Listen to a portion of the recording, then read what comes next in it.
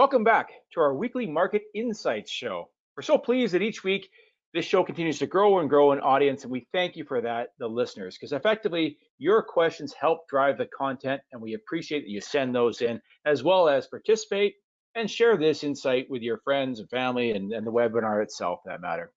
We're going to take the next 30 minutes and again give you some further market insights. The focus on this week will be around broad markets and benchmarks. We have a new special guest joining us this week, the S&P Dow Jones, and specifically Hamish Preston from the S&P Dow Jones. And they're going to be our partners for the next 3 weeks as we explore further topics, and I'll give you a little insight next week. We're going to talk about mid caps and small caps next week. I also want to welcome back to our show Mark Rays, the head of product at BMO Global Asset Management. Now, as we said in the previous weeks, we are not providing advice here, but really providing market insights on a regular basis. And that's really our goal for these actual sessions. So let's get started here.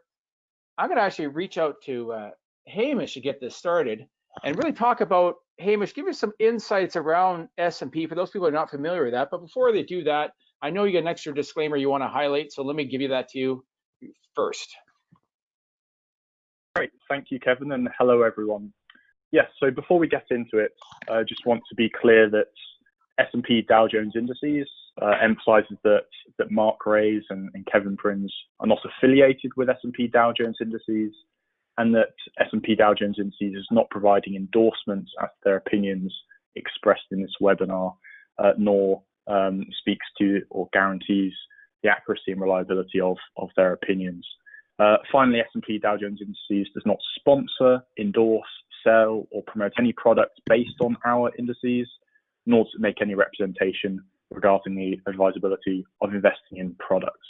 So as Kevin mentioned, today the slides that I've put together and we'll go through is entirely educational and focus on the indices, index construction, and what tools are available on spdgi.com for you to keep up to date with recent market trends. So with all that said, just a brief overview of S&P Dow Jones Indices. So we are the largest global resource for essential index-based concepts, data, and research. For those of you who haven't visited our website before, you can find it at spdgi.com. And for an example of content that we produce, Indexology blog is our blog post where myself and a number of my colleagues post regular blogs looking at different parts of the market and looking at it through the index lens. Once again, no forward-looking guidance, it's just what has happened and trying to make sense of recent market trends. At S&P Dow Jones Indices, we're home to the iconic S&P 500 and the Dow Jones Industrial Average, which are the topics for today. And just to give you an idea of the S&P 500, more than 9.2 trillion US dollars was indexed or benchmarked to that particular index at the end of 2018. And that number comes from our latest survey of indexed assets, which is also available at spdgi.com. Next up, just a bit more on the content side. All of these dashboards, which we produce either on a daily frequency, monthly, or quarterly, are free to download. And the sign-up link in blue at the top there, you can visit that and get all of these dashboards covering different regions, different concepts, sectors, and factors, for example, straight into your inbox. And I subscribe to all of them, and I'd highly recommend they're a great way to stay up to date with what has happened in the market. So that's S&P Dow Jones Indices, as well as the content that we have. So what about some recent market trends? Well, quite clearly, the quarter was pretty volatile in financial markets.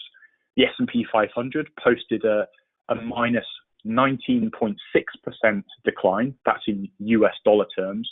But it also fell over 10% in Canadian dollar terms. Now, what's interesting is at that moment in time, I'm sure lots of people were wondering, well, what exactly does that mean for perhaps the rest of the year? Now, clearly, we'll have to see how 2020 plays out. what's interesting is if you look at the S&P 500 history right the way back to the 1930s, and you identify the 31 years when the S&P 500 posted a first quarter decline in US dollar terms. What's interesting is that in the majority of those years, so 19 out of the 31 years, the S&P 500 actually rose between the end of March and the end of December. Now, once again, this is not a prediction. It's just providing historical context. And I think it speaks to the fact that historically, markets have typically risen and recoveries have typically followed sizable drawdowns in the first quarter. Thanks for that initial insight there, Hamish. First of all, thanks for the highlighting some of the key tools you have on your website. That's great, and that's great support for the audience, and I hope everybody takes a chance to take a look at those. And I like the context about the current markets relative to your historical insight there. Mark, let me turn it to you for a sec here, because maybe some of the we've certainly seen a lot of flows into from an ETF perspective from Canadians into the US marketplace. We're seen as one of the dominant areas of flows right now from Canadian ETFs across the board. But I think a lot of the listeners may not actually know the historical context of the ETF, both Canada and the US, and moreover, what it meant towards the market corrections and the outcome of the creation of the ETF. Maybe you can give us some insights in around that, Mark. Sure. Thanks, Kevin, and thanks everyone for joining us again this week. What we've really noticed, not just in May, but through April, is quite a rebound in equity flows for ETFs, and you see that in the middle column, where the equity to fixed income flow is about 10 to 1. And that's just a reflection. You see the markets have been moving up. People have their different views on that, but there's a clear fear of missing out, and ETFs are a great vehicle to access markets broadly without necessarily picking stocks, but getting the returns of the marketplace like the S&P 500. So it's a great validation point of ETFs. And you mentioned past crises and the rise of the ETFs. This year, maybe not to the same extent, but it makes you think back to 2008 and the recovery in 2009 and beyond. And that was really a key point for ETFs in the marketplace, where people turned to ETFs as liquidity instruments because they were easier to trade than underlying stocks and bonds. But as well, when you see when markets turn down that there's a heightened correlation, not just across geographies, but across asset classes. And when you see a lot of things moving down, then it's an opportunity to use a market exposure, again, like the S&P 500 via an ETF, to really participate in that upswing back the other way. So we've seen that in March. We certainly saw that the dollar volume traded of ETFs really spiked. So on a day-to-day basis, when markets are volatile, we see ETFs be a bigger percentage of the marketplace. And then now through the recovery, we're seeing that equity trade come back on. So it's been quite interesting. We're not surprised to see outsized flows to the U.S., knowing that that's been one of the stronger regions in terms of economics and market returns over the past number of years. Canada, of course, being a little bit more challenged, particularly with our reliance on the energy sector, so not surprised there. And then relative to Europe, where certainly growth has been harder to come by, the U.S. trade looks relatively more attractive. So great to see this as a validation point to ETFs, and it's sort of a repeat of that valuation if you look back to past crises. Thanks, Kevin. Well, yeah, I mean, it's interesting when you look at those past crises, specifically, the S&P 500 and the 1987 correction. That's really was the initial genesis of ETFs, and a lot of people don't understand that context. And of course, Canada launched the very first ETF out there, and I'm happy to highlight it's roughly 30 years old now, a little over 30 years old. Then the S&P itself for an ETF is now 25 years old. Mark, here's an interesting chart, and I'm glad your team helped put it together. It just kind of really shows that, one of the reasons we're seeing those US flows is certainly in the performance message across the board. But maybe you can talk to us a little bit about the implementation and why people are utilizing ETFs in this space to access this marketplace. Sure. Well, I think most are aware of the returns. You know, the U.S. market, the S&P 500, certainly getting a big boost from FANG stocks, technology stocks, stocks that are really positioned to do well in the new economy, where the Canadian marketplace has got lots of those names. Certainly, we've got Shopify working in our favor, and that's jumped up near the top of our market cap tables. But certainly broader diversification of technology and communications within the U.S. So you see that as a benefit, and that's why people want to make sure they're getting that exposure. And you can, of course, buy U.S. stocks directly. You're needing to then do a little bit of research, pick names, and just as importantly, convert currency. When you buy a Canadian ETF that invests in the U.S., you're getting all those benefits delivered to you in a Canadian package. So tax-wise, that's beneficial. Currency-wise, that's beneficial. You're trading in and out in Canadian dollars. And then you're getting complete access to the marketplace, like the S&P 500, like the Dow Jones Industrial Average. So clear benefits via the ETF as access points into these markets. You can see the incredible low fees across the bottom. So very effective and efficient ways to enter the marketplace. Thanks, Kevin. Thanks for that, Mark. And then what we're going to do is, let me turn to Hamish. Let's actually dive into the S&P 500 itself. I mean, we're certainly seeing demand for this, but maybe give us some context first around the S&P 500 and maybe more about the sectors that it holds and why it holds that. Sure. So this slide looks at the S&P 500 index, which is often regarded as the best single gauge of US equity market performance. I mentioned the $9.2 trillion US dollar figure earlier on.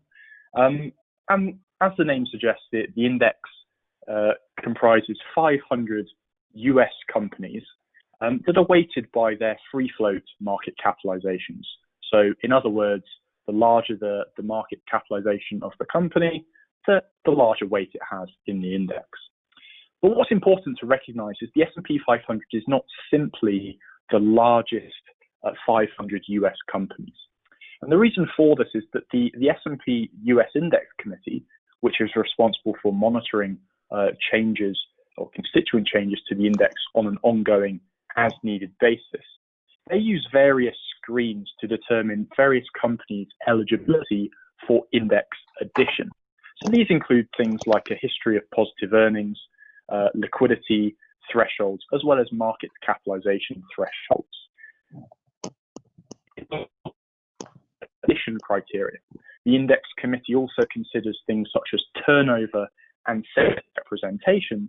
So existing S&P 500 constituents do not necessarily have to meet those addition criteria, because obviously turnover and sector representation are also considerations for the index committee. And all of these criteria are outlined in the S&P US Equity Indices Methodology documents, which can be found online. Now, in terms of the S&P 500, it has a long history dating back to the 1920s. It represents about 83% of the US equity market by free float market capitalization. And it also uses this GICS industry framework. And on the right-hand side of this chart, you can see that the sector weights as of the end of May. So quite clearly, and as was just mentioned, there's a sizable representation by information technology stocks, communication services, but really across the 11 sectors as well. Just a bit more on sectors on the next slide. It's important to recognize that the S&P 500 has different sector exposures in comparison to other indices representing other equity markets.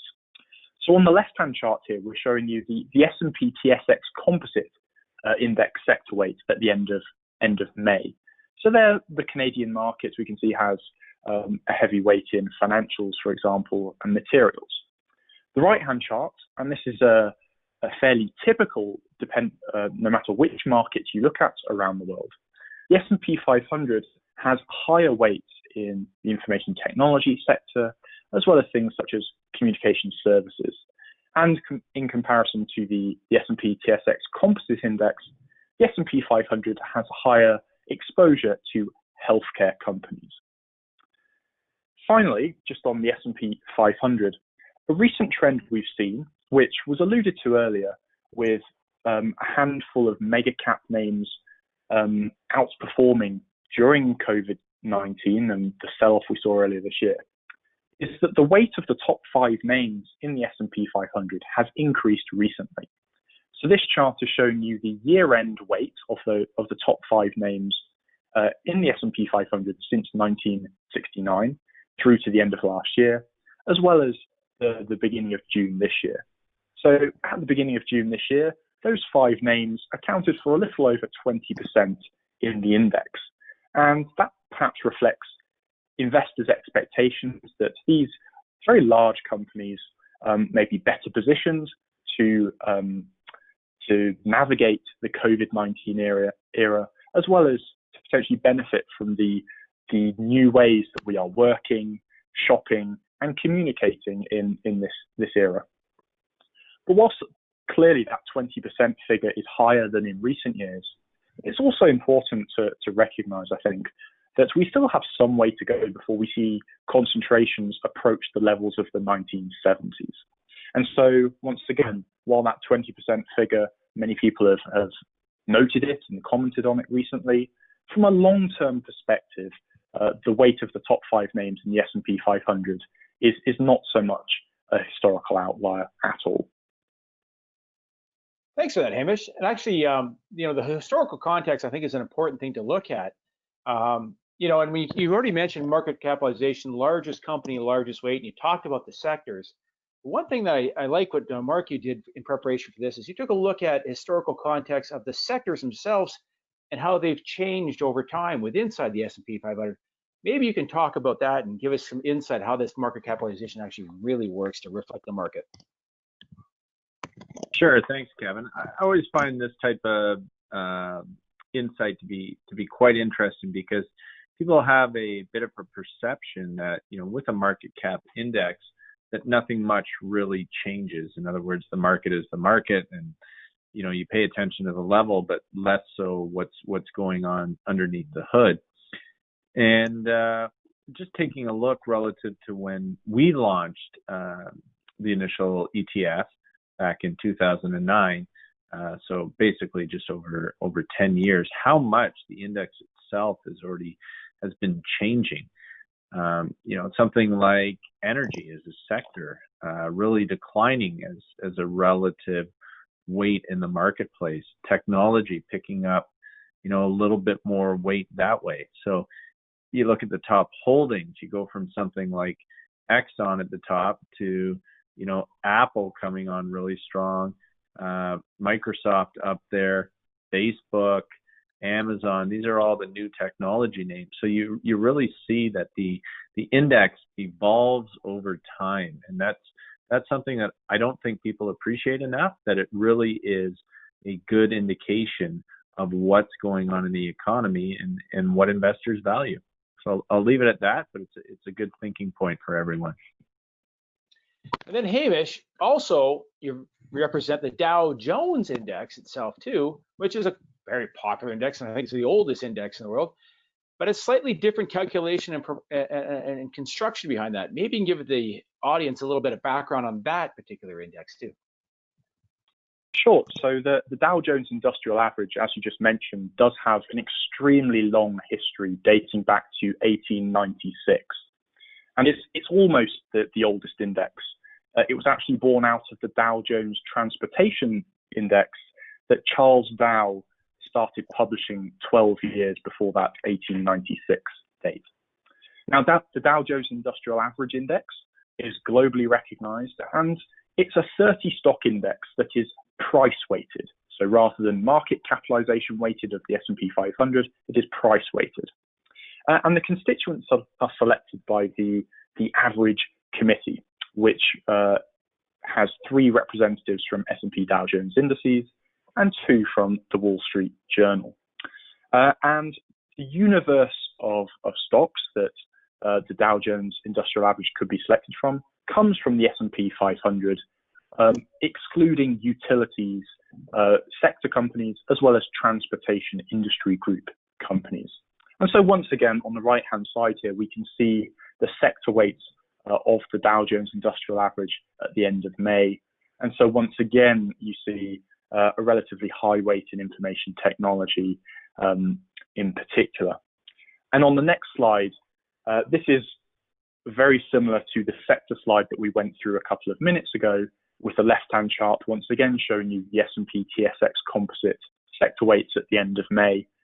The right-hand chart this time is showing you the relative sector weights of the Dow Jones Industrial Average to the S&P TSX Composite. And as we saw with the S&P 500, many of the same themes come through, such as the Dow Jones Industrial Average having higher weights in information technology, healthcare, and healthcare stocks, which once again is similar to the S&P 500. Thanks for that, Hamish. And actually, just, like there's a difference between the S&P 500 and the Dow Jones. Funny enough, there's actually some differences in benchmarks here in Canada too that are popularly followed by respective ETF providers and the indexes inside them. Mark, I know your team's done a little bit of work on this. Can you give us some background and maybe some of the differences in the Canadian indexes that represent our market? Sure, thanks, Kevin. I do think it's important to realize that even when ETFs sound the same, they might be following different indexes. We clearly see this here with leading ETFs from the 3 major providers, RZCN, iShares XIU, and Vanguard's PCN. Just realize they all follow different indexes. So doing something as simple as just looking at fee isn't necessarily going to tell you the whole story, just because of those underlying portfolio differences. So the TSX Cap Composite is really thought of as the key benchmark here in the Canadian marketplace. Is what you hear most quoted. So if you're looking for something that is looking to replicate the S&P TSX Cap Composite, ETF like our ZCN is something that gives you that accurate representation. So very important to realize exactly what you're investing in, understanding the indexes, and just be cautious. Something that sounds the same might not necessarily always be the same. Thanks. Thanks for that. And then same thing you've done here is you've shown the evolution of the respective sectors over time. Maybe we can just touch on that. Yeah, I'll just be a little quicker this time because we talked about the idea. But I think the same applies when you go to Canada. You look at the holdings 10 odd years ago. Yes, you see the banks, but you see a stronger resource representation. Now, when you look at current holdings, I mentioned Shopify already, but you see it all jumping right up to the top. And in fact, Shopify has been flipping back and forth with Royal Bank as the largest market cap in Canada. So that's been quite interesting to see how this index as well has evolved. And again, more than anything, you see that resource weighting, energy, materials dropping, and a better dispersion across the other sectors. So again, just because it's a market cap index doesn't mean it isn't evolving over time. It's quite interesting when you take a longer lens to recognize the changes in the index. Thanks. Perfect. Let's shift gears here. We've got a lot of questions this week. We're going to try and answer as many as we possibly can. Really, again, once more, appreciate everybody taking the time and effort and send us some of their questions. Let's dive in first and foremost related towards this topic, the Dow Jones Industrial Average. Somebody's looking for the Dow Jones Industrial Average, but has a little context around the IRS tax implications in regards towards the state tax. Maybe first, Mark, before you answer the question, give us that little context, and then, of course, give us the ticker, because that's what we're specifically asking for. Sure, thanks, Kevin. So the ticker is ZDJ, like Dow Jones, so that should be an easy one to remember. I'd also point out that it's currency hedged, So you're getting that benefit of, really getting that return flow through to you ex the currency exposure. Now, there's a bit of a tax question in here. So if you would be subject to U.S. estate tax, which has various rules attached to it around, the size of your assets, if you are subject to that, if you hold U.S. Vehicles, so be a U.S. ETF or, of course, U.S. stocks directly, they'd be subject to that estate tax, whereas a Canadian domiciled ETF, so offered by a Canadian provider here in Canada, like our ZDJ, it is not captured within that estate tax calculation. So that's quite important if you're trying to do some estate planning later on in your investments in order to avoid some of that IRS tax implication. Thanks. Perfect. And let me just stay with you for another question. Regarding towards ETF, there are some ETFs that hold other ETFs inside them. For example, the ZWB, our Cover Call Banks ETF, holds ZEB. What does that mean when it comes towards the fees and the calculation of fees with inside the higher level one, ZWB? Sure, I can answer that one quite quickly. We don't double dip on fees. That's pretty consistent across the industry. Certainly none of the BMO ETFs do. So if an ETF holds another ETF, we simply discount that top fund's fee accrual by the amount that is represented by that bottom fund. So if something has a fee of 30 points and it holds something one-to-one that is 20 points, we'd only charge 10. So no double dipping on the fees. Thanks. Always good to know about that. Cost is important. Now actually looking at the gold trade, we had the good show on gold a few weeks back. I encourage everybody to take a look at that. You can access the replay through this exact same platform. But first of all, going back to you, Mark, now the interest rates have kind of kept unchanged for a little while. Question is really asking is, give us your thoughts on the gold trade with respect to bullion and the miners ETFs out there. Sure, I think there's still a lot of legs in this gold trade. If you look at some of the analysts out there, we've seen numbers as high as 2,500 for gold. As we've plateaued somewhere in the neighborhood of 1,700 right now. So this trade certainly a secular trend, something that has legs, something that's a longer term investment. The thesis behind it, number one, is the flight to safety. So relative to equity markets, when volatility picks up, you generally see safe havens like gold respond well to that volatility. But as well, with all the stimulus flooding the marketplace, there's that long-term view that you're going to potentially be looking at inflation, and that will cause the rise in gold and other hard assets. So there's clearly value to be putting a weight in gold in the portfolios right now. If we look at the difference between bullion, so directly holding gold versus the miners, which simply means you're buying equities, biggest difference is the miners have equity market exposure. So, we saw that with the onset of COVID-19, they dropped initially with the equities, but then quickly rebounded back up to better reflect what was going on with the gold bullion itself. So you do get some equity market risks in there, which can be harmful when markets are falling, but can be quite beneficial as markets recover. And as well, those companies can be leveraged to the price of gold depending on their operations. So there could be even greater opportunities to return depending on what that company or portfolio looks like.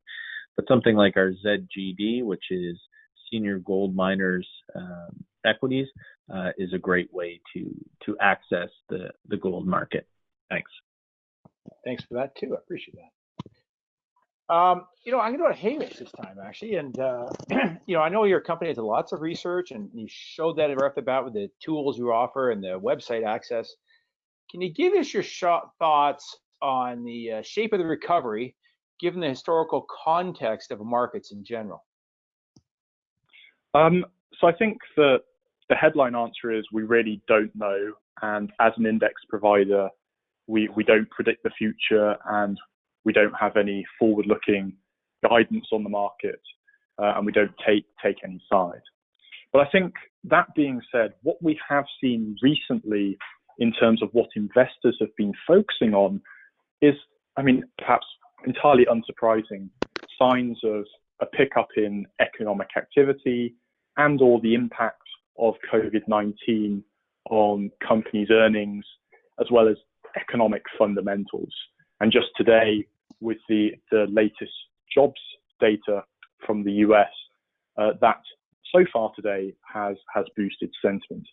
So I think while it's entirely uncertain how the recovery will take place, I do think the information that will feed into helping investors come to some form of expectation or conclusion as to what might happen will be, those things I mentioned. So economic fundamentals, perhaps signs that the global economy is getting back to where it was before COVID-19 hit.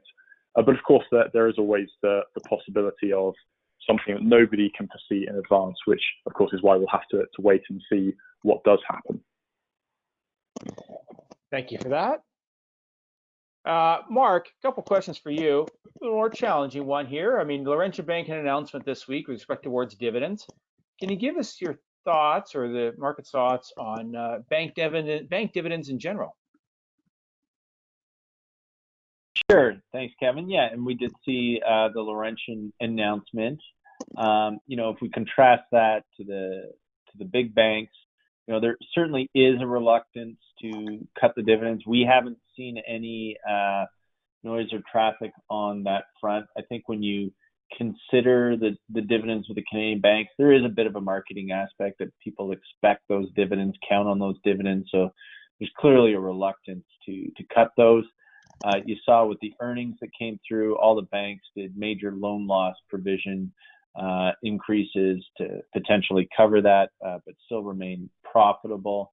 And I think that's a big contrast to what we see other areas of the world, where in North America, investing is far more end investor focused, and so the importance of dividends and not cutting dividends is certainly recognized. That looks a lot different from, say, Europe, where they're a lot quicker to cut dividends because it's far more of an institutionally led marketplace. So big difference by market.